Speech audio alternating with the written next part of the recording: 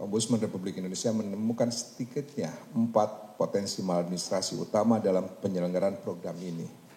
Pertama, adanya penundaan berlarut. Yang kedua, adanya diskriminasi.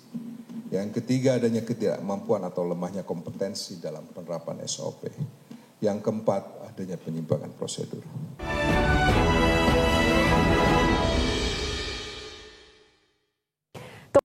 Terima kasih Anda masih bergabung sama kami. Pemirsa, Ombudsman Republik Indonesia menemukan 4 potensi maladministrasi dalam penyelenggaraan program makan bergizi gratis. Ombudsman mendorong langkah perbaikan yang cepat, terukur, dan transparan agar tujuan utama program makan bergizi gratis tetap terjaga.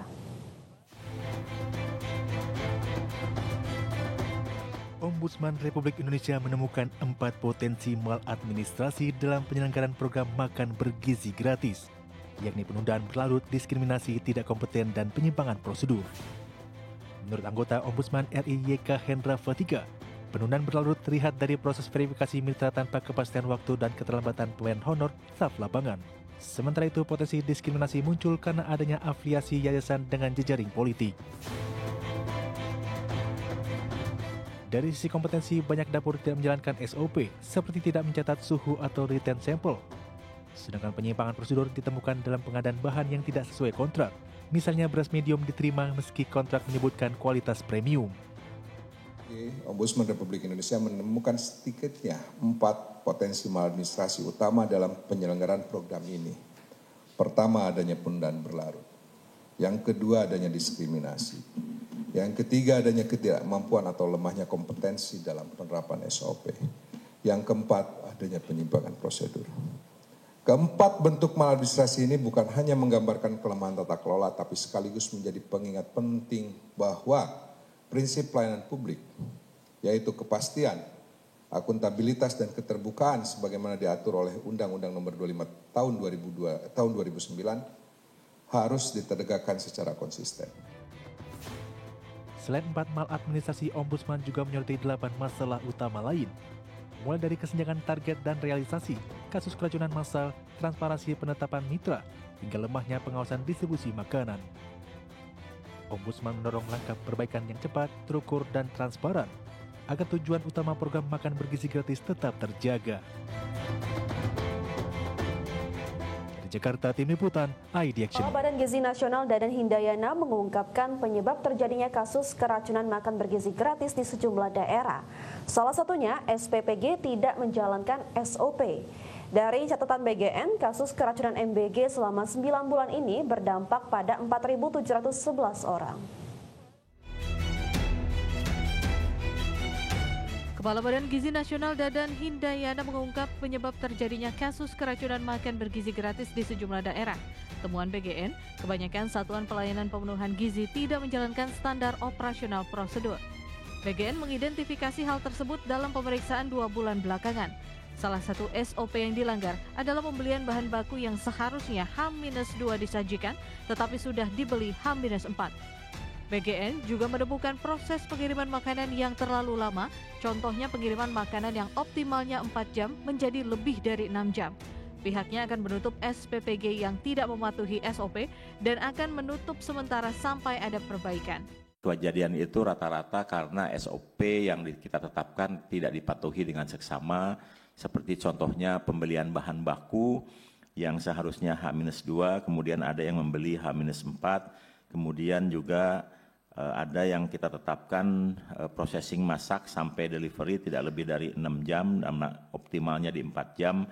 Seperti di Bandung itu ada yang memasak dari jam 9 dan kemudian di delivery-nya ada yang sampai jam 12, ada yang 12 jam lebih.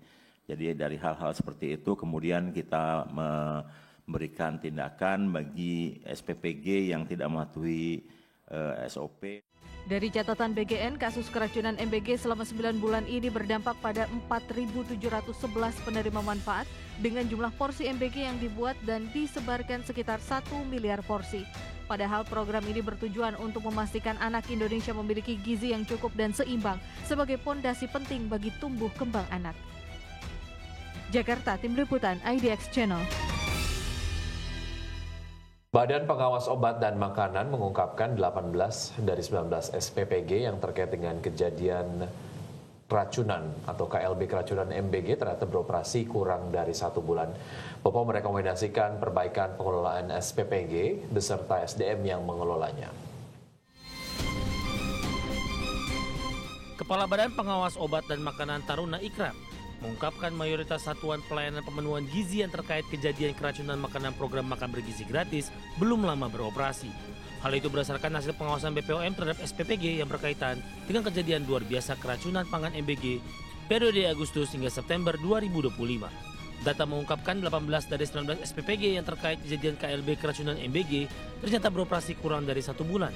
Merujuk temuan yang ada, BPOM merekomendasikan perbaikan pengelolaan SPPG beserta SDM yang mengelolanya. Kejadian terjadinya masalah ratusan kasus dan ribuan anak-anak kita jadi korban karena di SPPG-nya yang menjadi problem dan mungkin mayoritas dari mereka belum memiliki sertifikat like hygiene sanitation. Slide berikutnya saya kira supaya dicepatkan yaitu SPPG sebagai konteks yang kita kerjasamakan ternyata betul data ini menunjukkan dari 18 dari 19 SPPG yang bermasalah tadi, ternyata itulah semua yang masih menimbulkan masalah sekarang ini, sehingga kita lihat mulai dari bulan Juli sampai dengan September awal ini, itu meningkat karena masalahnya di SPPG tersebut. BPOM menegaskan bahwa kejadian luar biasa ini menjadi momentum penting untuk memperkuat sinergi lintas sektor. Kolaborasi antara pemerintah pusat, pemerintah daerah, dan pihak sekolah dinilai mutlak agar program MBG benar-benar dapat menjamin kesehatan anak-anak di seluruh Indonesia. Tim Liputan Adeksen.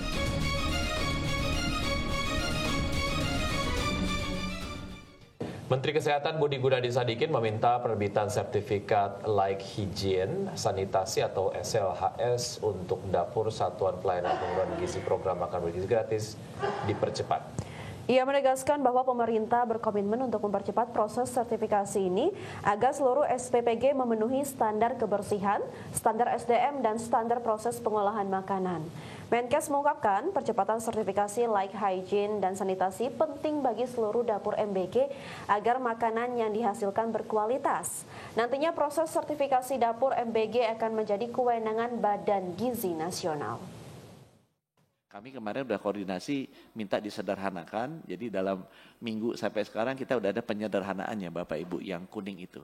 Supaya bisa mempercepat penerbitan SLHS ini ke ribuan SPPG yang ada. Ya, nanti akan diterbitkan oleh Dinas Kesehatan dan hari Senin kemarin saya sudah meeting dengan Pak Tito juga Pak Mendagri ke seluruh kabupaten kota Dinas Kesehatannya untuk minta menjelaskan agar bisa membantu mempercepat kalau ada permintaan